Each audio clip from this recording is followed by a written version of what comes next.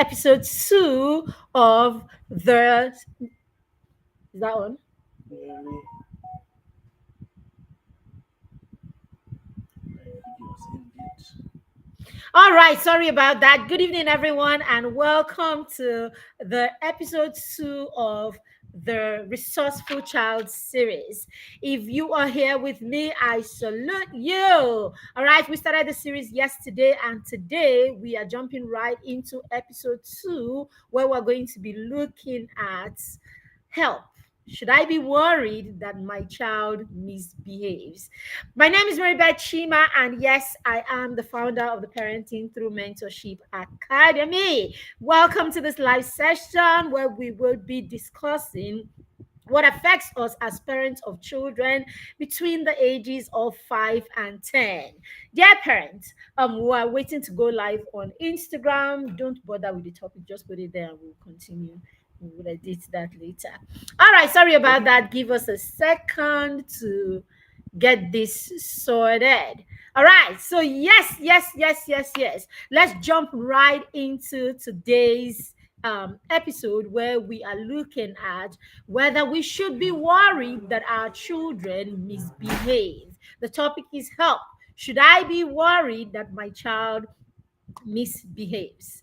When children misbehave, dear parents, it doesn't always mean that the child is bad. When your 5 year olds, your 6, 7, 8, 10 year olds misbehave, it doesn't mean that the child is bad. It doesn't mean that the child is trying to, I've heard parents say that the child knows what they are doing. So you hear things like that. The child knows what they are doing. They are just trying to get under your skin. Some of us think that children go out of their way to frustrate us just because they want to see how we would act.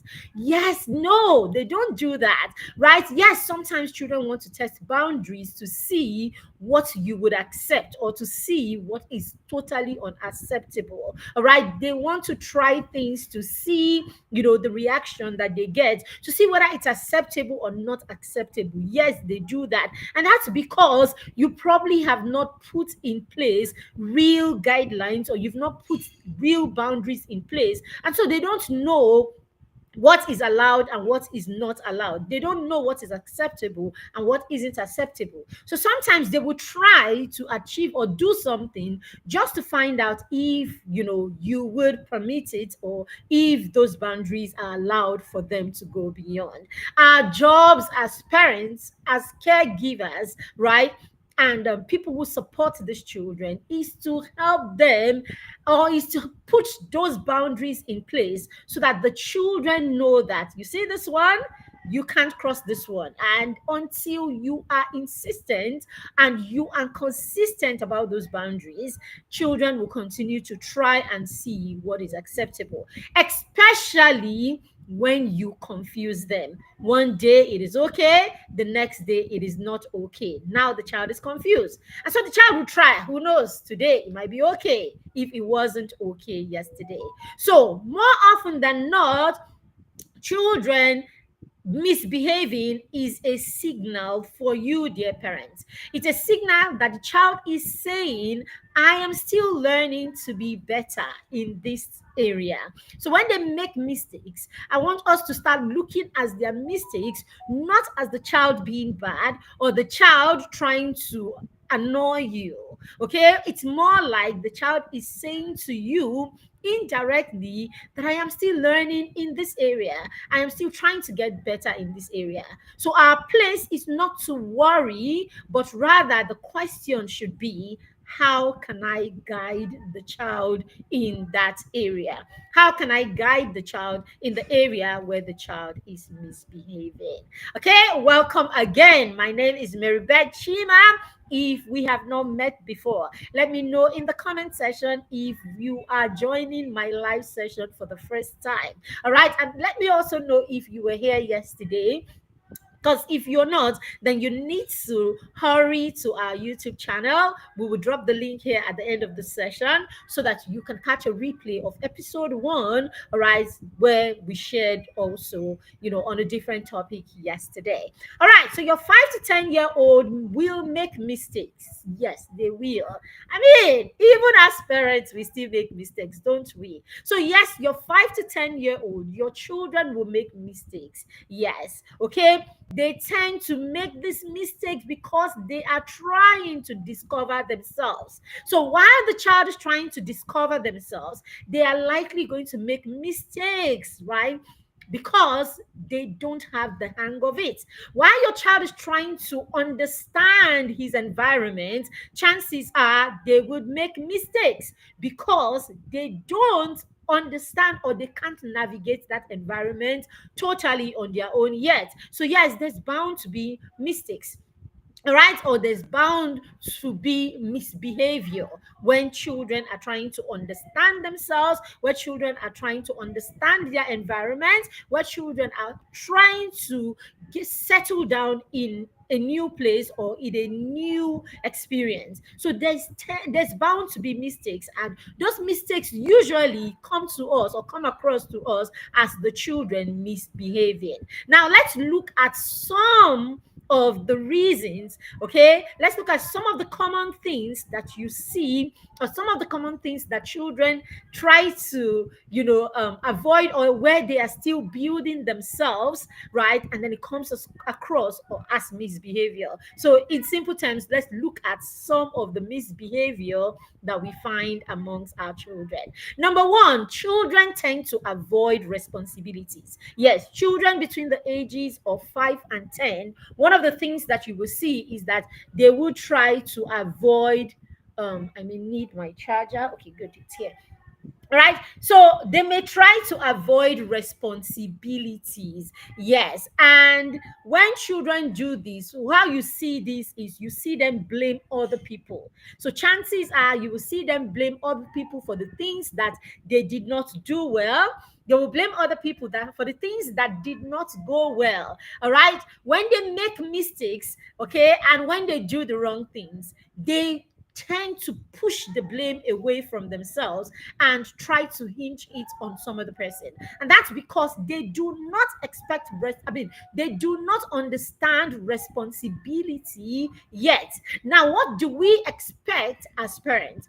So, because I work with children ages 5 and 10, okay, most often, right, I get parents reach out, parents of the children that I work with, parents that I've worked with in the school system, in the past, that now have parents of children that I've worked with in the past that now have younger children.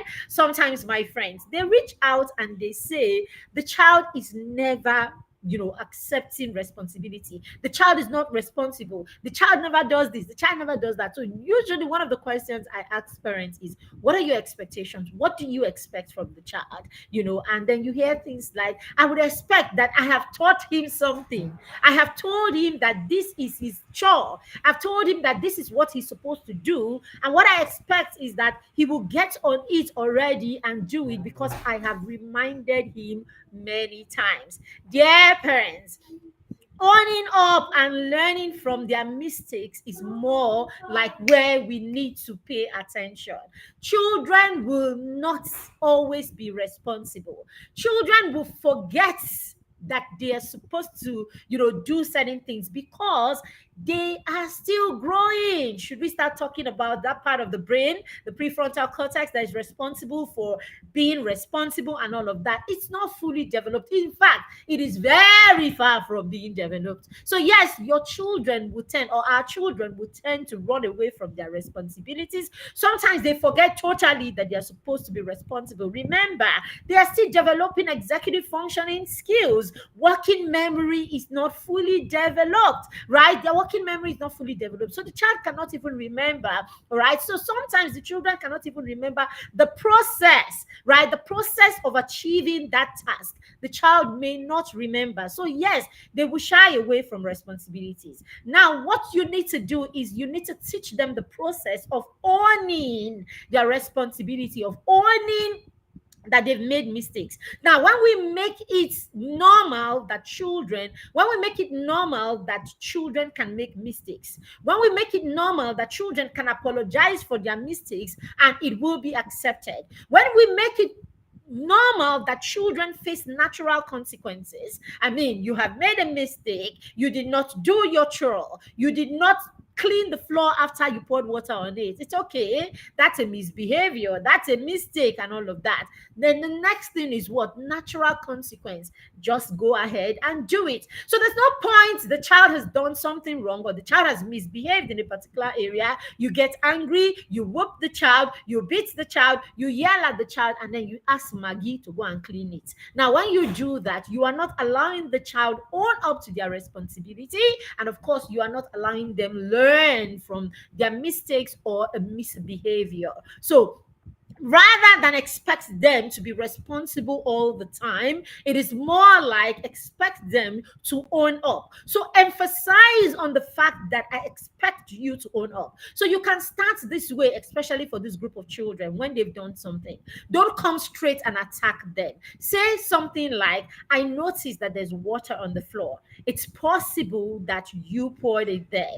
If you did, what do you think you're supposed to do next? Or if you did, what are you supposed to do next? Now, it's easier for the child to own up in cases like this because now you are more focused on how are you fixing this? You are more focused on how do we solve the problem?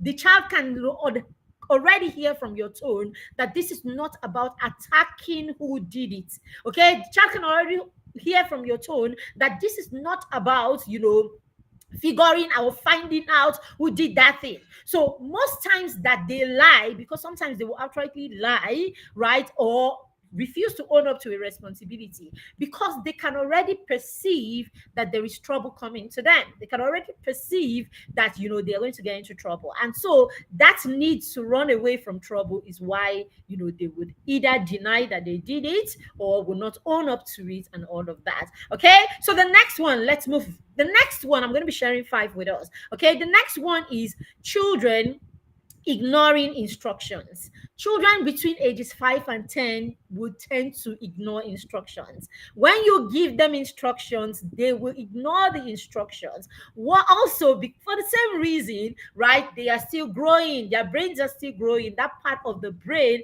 that allows them, right, to regulate, that part of the brain that allows them to initiate task and see it to the end, that part of their brain that allows them to plan to achieve a goal, to set goals and all of that is still developing. And remember that we are we as parents and caregivers are highly, involved in how fast or how well the children grow in this area because the brain is relational. So it's how you relate to the child, how you teach the child, how you model to the child. The more you do this in a calm and the more you do this in a calm, instructive, a kindly instructive way, it's how fast the child picks it and takes it. But even at that, the child still needs time to learn over time. Repetition, they say, is the mother of all learning. So there is the place of repeating yourself over and over again. Oh, yes, dear parents. For some, you will have to repeat for a shorter time.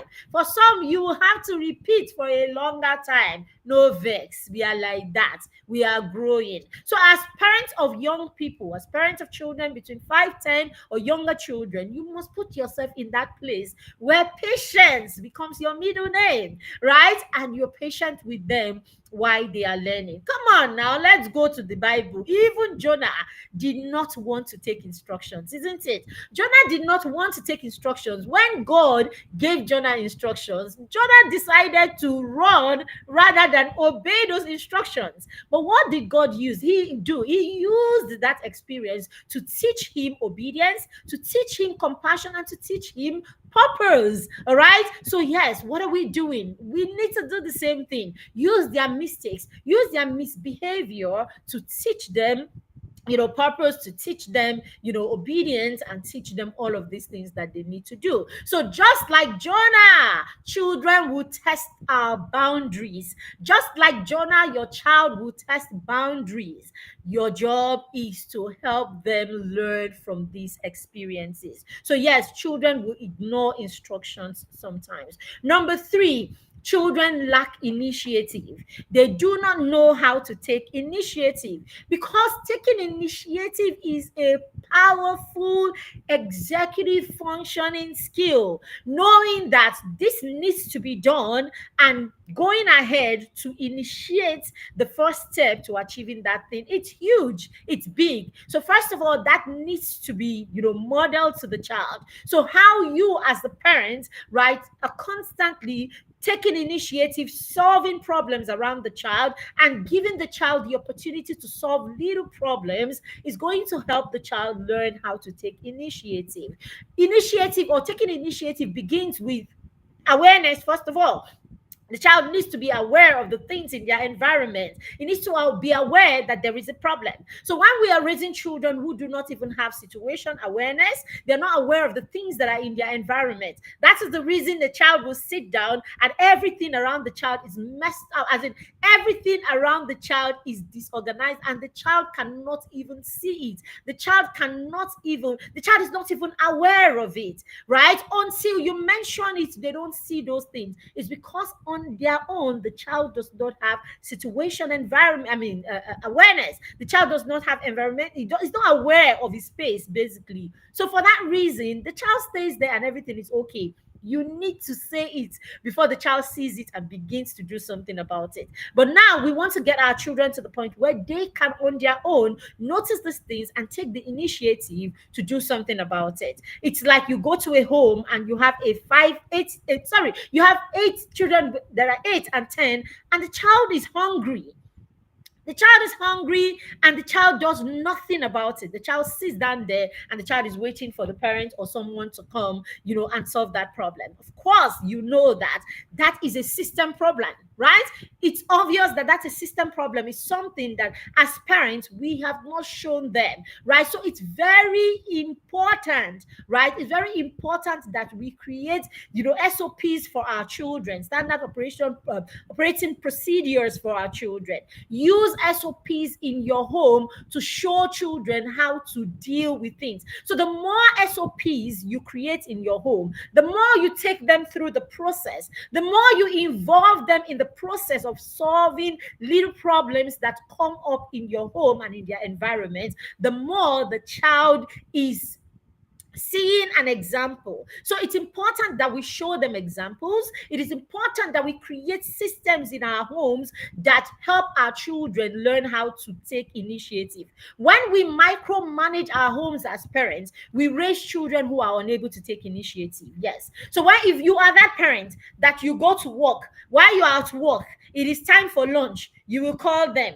What are you people doing? Okay, have you made lunch? Go and do this. You practically give instructions. You cannot stay away and allow the children, if you people cannot cook, be hungry now. Do you understand? Now, if you have done your due diligence, you have taught them what to do, you have shown them what to do, you have role played what to do.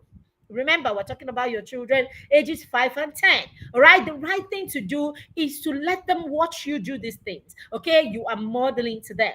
Now, take it a notch after that by involving them. Let them do these things alongside, you. So do these things together, whatever it is that you want your child to be able to take initiative to do on their own. Do it together. Let them participate in doing that thing. After that, step back and have the child do it, and you watch the child do it. Okay, have them do it. Watch them do it, role play it, do it, and give them feedback, about it and all of that. And then after that, give them the opportunity. Let them know you can go ahead and do this on your own by creating SOPs for them. Standard operating procedure. If you want to do this, this is step 1, this is step 2, this is step 3. Okay. Before you even leave them to do this on their own completely, be there and have them use the SOP. You could be in your room and have them use the SOP to achieve something. When they are done, you come, you look at it, and then you praise their efforts. With this, you will find out that in situations where you are not around, the child will go ahead and take initiative because the child has been drilled, the child has been taught, the child has been drilled, the child has practiced, the child has honed, and of course, the child has more. I mean, the child has what do you call it? The child has done this thing. Okay, the child has put their hand to the plow to actually do it. So the child can now take the initiative to do this when you are not there. So a lot of the times, the real challenge is that as parents, we don't make time to really teach. As parents, we don't model this thing, make time to teach, and ensure that our children are internalizing this by role playing, watching them, and all of that. How much time do you have, or how much time do you put into skilling your children up? Very key. Okay, very key. If you want children, or if you want your children to make less and less, less more mistakes, and you want them to behave better, you need to create the system where you pass them through the process of what you expect of them. Do not place expectations on children when you have not taught them what to do and you have not watched them do that thing. The more children do, the more they become competent. The more competent a child is, the more confident the child becomes. Write that down, okay? The more children do, the more hands-on practice children have, the more competent they become. The more competent a child becomes, the more confident the child is in their ability. So it is in our hands whether our children take initiative. Is dependent on how we have helped them in the process. All right, number 4, emotional instability. Our children are not stable. So instability, is that the word? Okay, emotional regulation. Let's use regulation. So our children do not know how to regulate their emotions, and most times, most times it's from us. So a very erratic or very reactive parent is, a very reactive parent will likely raise children who are very reactive. A calm parent is likely going to raise children who are calm, because emotions are a reflection of how your child's emotional stability is a reflection of their environment a lot of the time. How stable our children are, how able our children are to regulate their emotions is a reflection of the relationship between the child and the adult in their environment. All right. So if the adults in the environment portray a certain level of emotional regulation to the children, you will realize that that is the response that the child would know. Because what a child goes through is simply this: children learn from their environment. So in the first 5-6 years of their lives, they are absorbing, how to react to situations, circumstances in their environment. So they are learning from us firsthand how to act in different situations.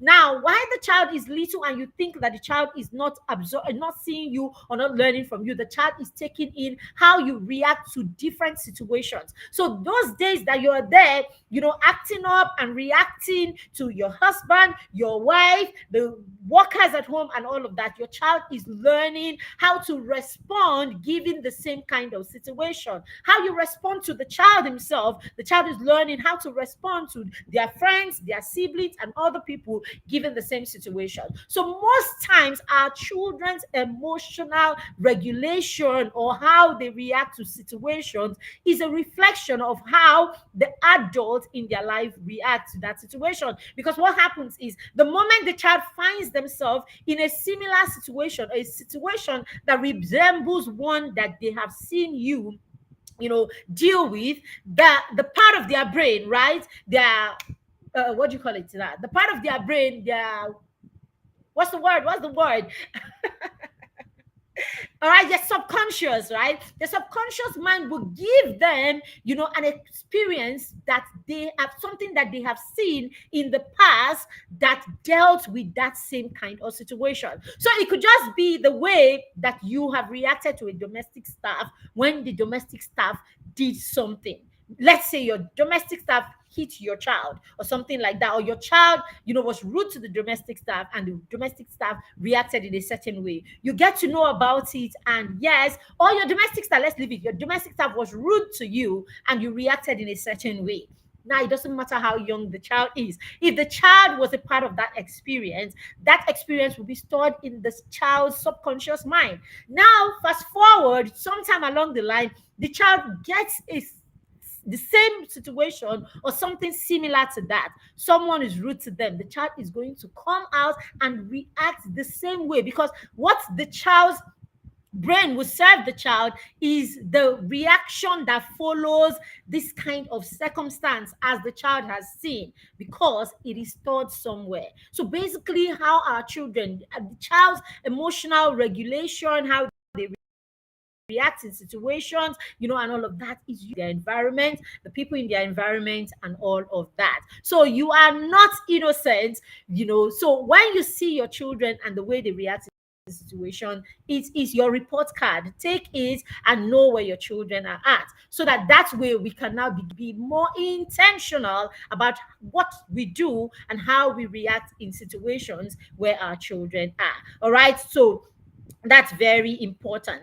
So now we need to teach our children, how do we get them, what should be our expectations, right? Or what should we do to achieve our expectations? Now we need to teach our children how to name how they feel per time. Teach them to name their emotions per time. When people do things or when something happens to you, you need to be able to, come into that place where you understand and you can name how you are feeling at that time.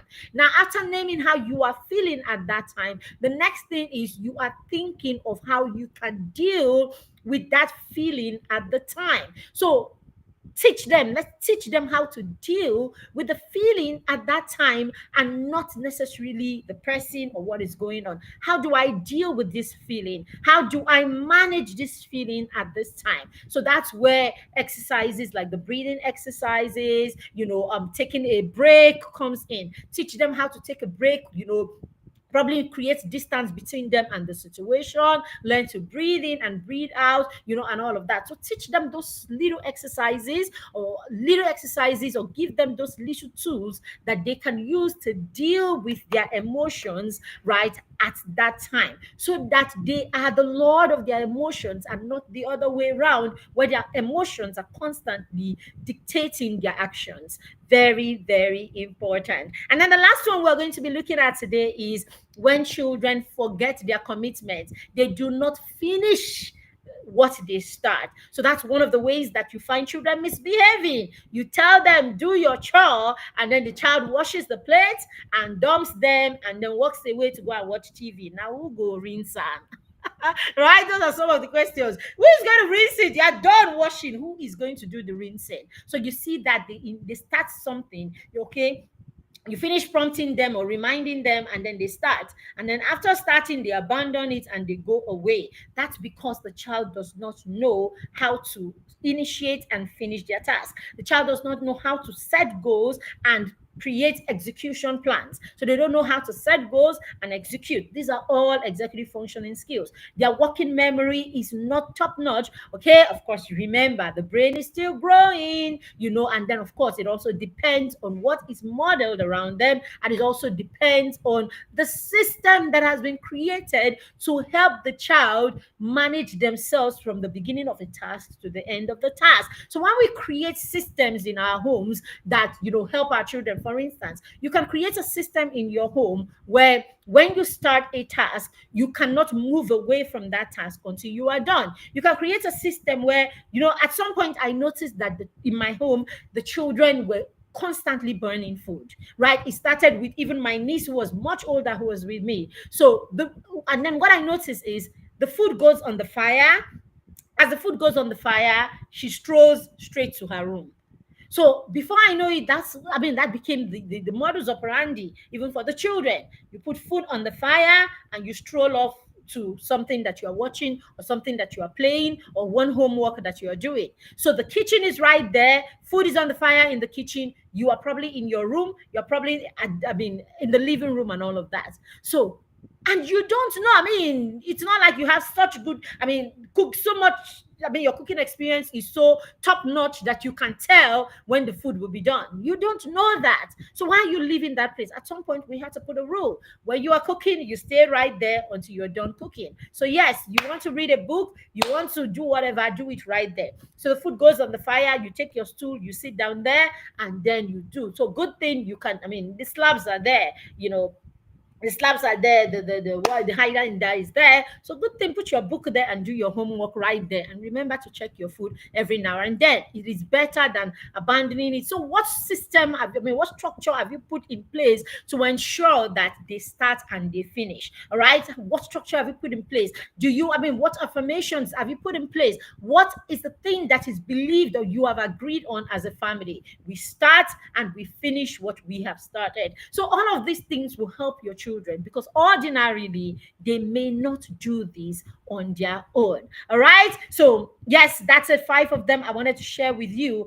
Okay. Help the children learn how to solve little problems. And yes, you can actually help them practice this, you know, by helping them do activities that they start and they finish. Puzzles, building block. When you initiate puzzles into your home, what you're doing is you're teaching your children how to stay on task from the beginning to the end. You're teaching them how to be resilient. We start and we finish. So the moment you open that pack of puzzle, then we're going to see it to the end.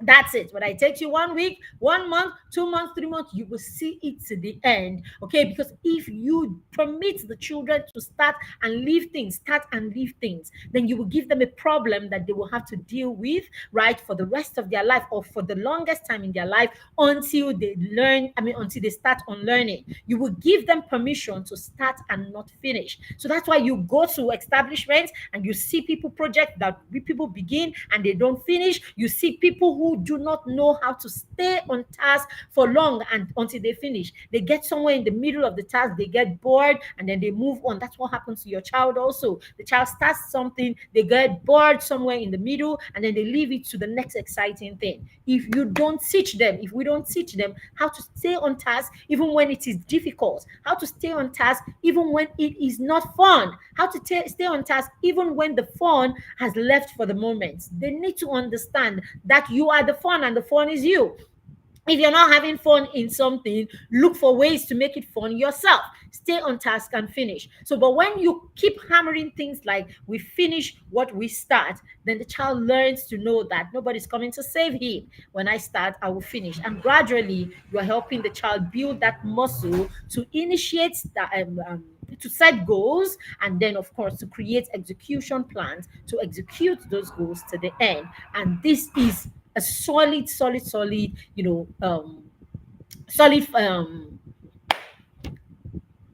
hey God, what's happening to me? It's a solid executive functioning skill that your child needs to learn. And guess what? This is what we do with the children in the mastermind circle, right? This is what we do with the children in the mastermind circle, our peer mentorship and accountability group, where we teach the children, along all of these lines, right, to build this executive functioning skills. We use practicals. We give our children practical responsibilities where they have to do something, and then stay on task and they have to turn it in. So we stay there, we help them initiate, or we help them, start those projects, or we make them think of projects that they can come up with. We give them small projects every now and then. All right. And these projects can be as simple as creating something, building something, having a project for the week, something that you have to do consistently throughout the week. What we are doing is we are teaching the children how to stay focused. We are building executive functioning skills in the mastermind circle in tangible terms. If you have never understood executive functioning skill as an adult, when you come or you enroll your child into our mastermind circle, you will understand what it takes to build executive functioning skills. Because we raise these children and we build them up with executive functioning skills in tangible terms, right? So we get them to start tasks. We get them to initiate tasks. We get them to set goals, and we get them to create execution plans. So, and this is not what we do one off. These are the things that we do every day. We start at the beginning of the year, of the beginning of the month, and we go throughout the month. There is one task, there is one project, and every week there is a project, something that you're supposed to do consistently for 1 week. What are we doing? We're trying to teach the children to build their working memory. We're teaching them to stay focused. We're teaching them to initiate tasks. We are teaching them to set goals and to execute. We are teaching them to plan. We are building executive functioning skills in all areas. We are teaching them self-control and self-regulation.